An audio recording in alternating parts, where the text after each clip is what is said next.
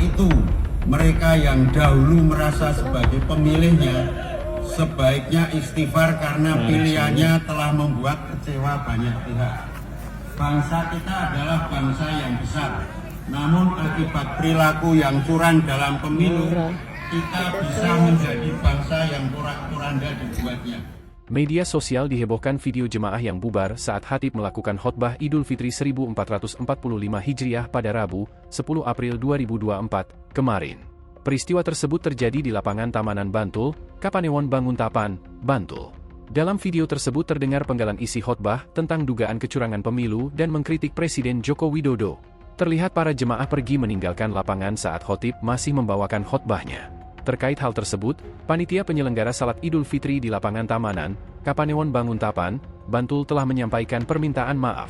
Panitia peringatan Hari Besar Islam Tamanan mengundang akademisi bernama Untung Cahyono. Ketua PHBI Tamanan, Sujendro Nugroho menyebut kejadian semacam ini baru pertama kali terjadi selama dirinya menjabat sebagai Ketua PHBI. Khotib itu juga pernah dimintai oleh panitia PHBI untuk mengisi ceramah salat Idul Fitri, dan kala itu materi ceramahnya hanya membahas soal puasa. Menjadi sangat lebih memalukan dan memuakkan karena kecurangan dalam pemilu yang dinilai banyak pihak yang terburuk dalam sejarah Indonesia.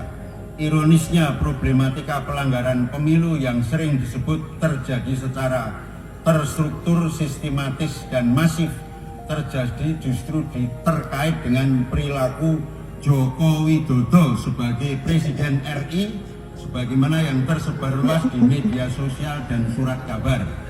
Sebab itu, mereka yang dahulu merasa sebagai pemilihnya sebaiknya istighfar karena pilihannya telah membuat kecewa banyak pihak. Bangsa kita adalah bangsa yang besar, namun akibat perilaku yang curang dalam pemilu, kita bisa menjadi bangsa yang porak-poranda dibuatnya. Pemilihan umum yang seharusnya dilaksanakan dengan prinsip jujur, adil, dan transparan sehingga memperoleh hasil yang baik.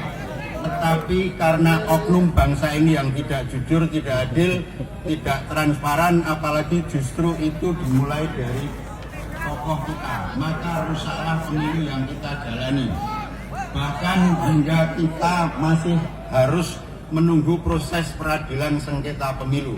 Semoga saja keputusan yang ditunggu oleh banyak pihak mampu memberi kepuasan pada masyarakat luas. Bagi kita bangsa, bagi kita semua, yang penting dalam hidup ini masing-masing harus sadar, menyadari bahwa berpegang teguh Al-Quran itu mutlak adanya. Download Tribun X sekarang, menghadirkan lokal menjadi Indonesia.